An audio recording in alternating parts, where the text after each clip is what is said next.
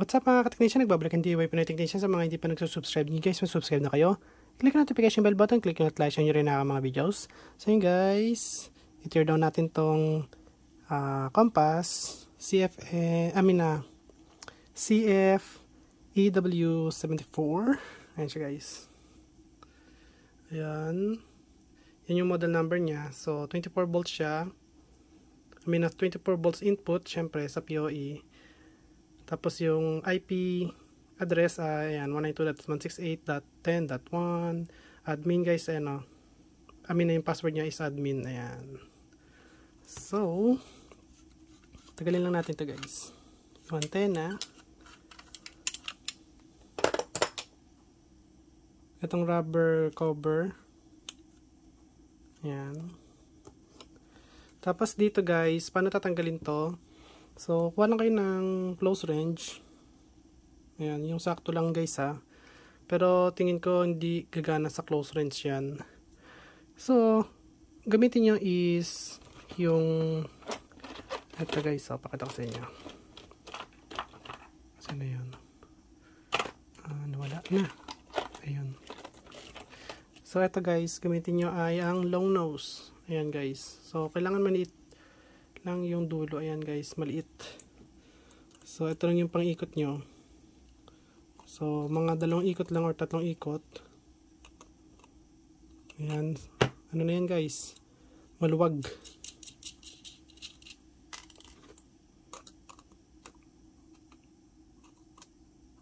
Isa,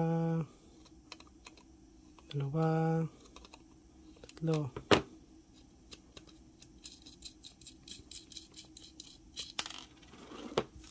So, ayan guys. Tanggalin din natin to syempre yung washer niya.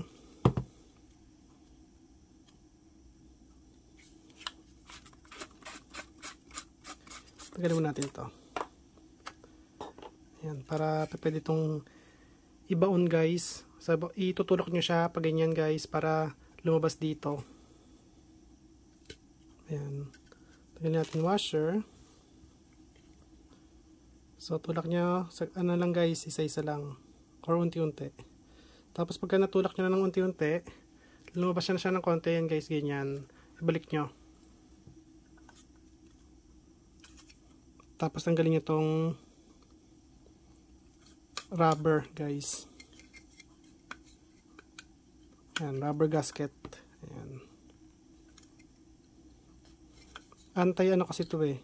Yung para hindi pumasok yung tubig. Ayan, double purpose. Pati moisture para hindi pumasok. Ayan. So tanggalin lang natin. So ayan na siya guys. Ayan po ang laman niya. Okay, good. So bali guys, pagka ganitong mga delicate board, huwag nyo basta-basta hawakan yan kasi baka may static kayo, masira nyo yung mga component. Ayan. So kung nakikita nyo, ayan yung ano nya guys, yung IC. Ayan yung IC number nya. Ayan o. Saan na yun? Ayan. So ayun o, nakasulat is 82270. Ayan. Okay, Sky yan guys eh. Sky 82270. So dalawa po yan, isa, dalawa. Ito guys, hindi natin makikita kung ano yung ano nito guys, processor na itong dalawang to. Kasi ayoko tanggalin yung heatsink dyan.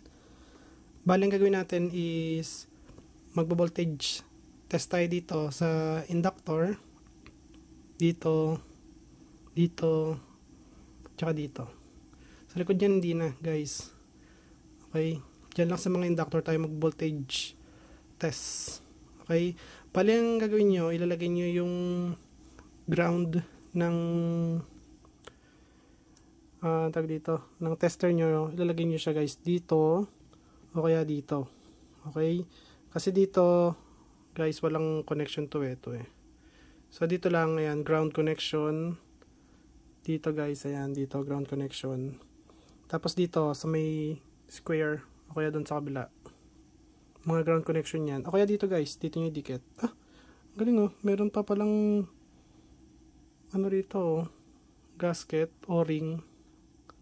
Ayan. So, double ano siya guys, triple pala. So, isa, dalawa, tatlo. So, bago makapasok ang tubig sa loob. Depende guys, kasi may luma nito eh. Old version nito na walang ganito. Ayan, wala siyang o-ring. So, ang nakalagay lang is, wala rin, ito lang yung nakalagay doon. Kasi pagka ito nasugatan na, wala na guys, dire-diretso na yung pasok ng tubig. So, kaya wag niyo susugatan. So, tingnan natin guys. Ayan. Gamit tayo digital para kita agad natin yung voltage. So, lagay lang natin sa POA adapter. Wag nyo hawakan guys yung ano magkakaroon ng high voltage na 48 volts yan. Ayan. So, tingnan natin guys.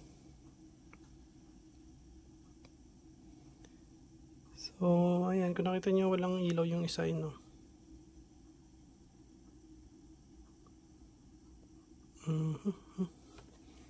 Okay lang.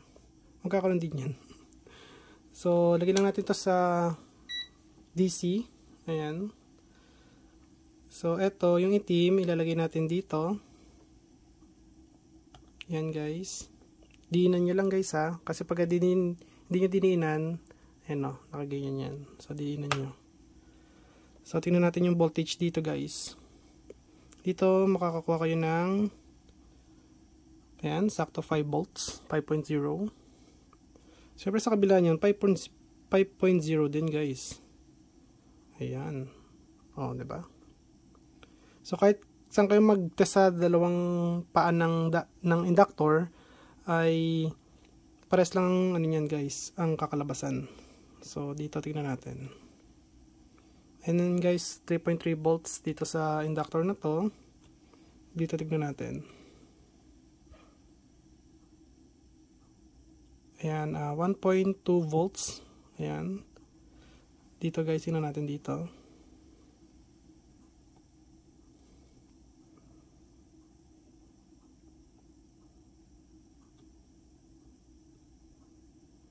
Ito guys, 1.3 volts. Ayan. So, ayan lang guys. 1.3 volts or 1.364, bahala kayo guys, pero 1.3 lang talaga yan. 1.3, 1.2, 3.3, tapos 5 volts. Ayan. Syempre dito is 48 volts yan guys. Dito sa may input ng POE natin. Saan ba? Ito pala. Ayan. 22 volts lang, no? Ay! 22 volts lang kasi nga, sorry guys, 48 tuloy eh. Kasi nga pala yung adapter nito is 24 lang. Ayan. Sorry guys, 24 lang pala. Nasanay ako dun sa EW73 kasi yon ay 48 volts. So ito pala guys ay ano lang, 24 volts lang. Ayan, 22 lang dito kasi may loss ano na yan eh. Ayan. Tingnan natin kung nasaan na siya. Ito guys, so 23.1 volts. So, ayan guys. At sa next video natin ay ano pa ba? Ayun guys, sasabihin ko din sa inyo sabihin ko muna sa inyo kung bakit matagal yung ano natin, yung CB, yung custom board. Ito guys, alisin ko muna to. So sabihin ko muna sa inyo kung bakit ang tagal ng ano natin ito. Bakit hindi pa natin na ilalabas to. Hanggang ngayon wala pa rin balita. Yun nga pala guys kasi nagkaroon kasi ng out of stock sa mga component So, yung ito mga inductor na to naubos. Ayan, sold out sa JLC PCB. Merong itong mga to sold out sa JLC PCB, yung mga tawag dito, mga terminal sold out yan guys, yung mga jumper sold out. So kaya anong nangyari, nag-antay ako ng 2 weeks yata or almost 3 weeks din guys. Tapos bago pa na-approve yung board natin. Bale, yung board natin guys, limited do lang po iyon, up to ano na lang siya guys, 40 pieces lang nito guys. So bahala na kayo kung sino mo una makabili. So ang bentahan po natin nito ay 3,000 po, 3,000 pesos dito lang sa CB na to. So kung namamahalan kayo guys, okay lang, and wala po akong magagawa kasi yung mga component na nilagay ko rito is hindi naman po basta-basta lang na ibinili nyo lang sa ano guys, sa mga generic online store. Yun po guys ay direct po yun, direct tag dito company guys, direct company. Ayan. So kaya yun nga guys, sorry kung hanggang 40 pieces lang yung magagawa natin. At ayan, kung may katanungan kayo about dito sa CB natin, willing ko po akong sagutin yan guys. At yun, ang mangyari guys ay meron pa tayong sa sunod na version nito, yung Uno version, yung POE na Uno POE guys. So isang PO lang yung nakalagay, tapos yung the rest niyan is ano lang ulit, ganyan lang ulit. So isa lang guys yung magiging POE niya.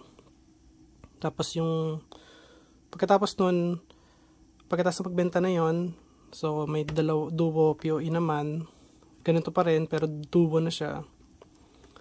And then pagkatapos nun, may panabago na naman tayong board na lahat po POE lang, walang tag dito, walang inputs tsaka output, or ibig sabihin ko walang ganito guys. So kung gusto nyo lang para sa solar setup nyo is yung POE injector lang, yun lang guys ang yung ibig kong sabihin. Okay, so kasi mostly gusto lang nila bilhin is yung POE lang.